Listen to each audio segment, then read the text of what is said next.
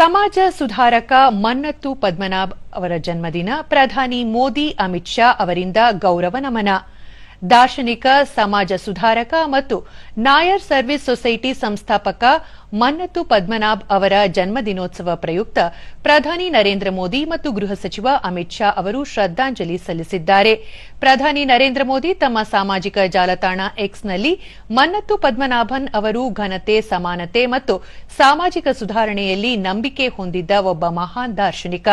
ಸಮಾಜದ ಸೇವೆಗಾಗಿ ತಮ್ಮ ಜೀವನವನ್ನೇ ಮುಡಿಪಾಗಿಟ್ಟ ಅವರ ವ್ಯಕ್ತಿತ್ವ ನಮ್ಮೆಲ್ಲರಿಗೂ ಆದರ್ಶ ಎಂದು ಬಣ್ಣಿಸಿದ್ದಾರೆ. ಆರೋಗ್ಯ, ಶಿಕ್ಷಣ ಮತ್ತು ಮಹಿಳಾ ಸಬಲೀಕರಣದ ಕ್ಷೇತ್ರಗಳಲ್ಲಿ ಪದ್ಮನಾಭನ್ ಅವರು ಮಾಡಿದ ಕಾರ್ಯಗಳು ಇಂದಿಗೂ ಅತ್ಯಂತ ಪ್ರೇರಣಾದಾಯಕವಾಗಿದೆ ಎಂದು ಮೆಚ್ಚುಗೆ ವ್ಯಕ್ತಪಡಿಸಿದ್ದಾರೆ.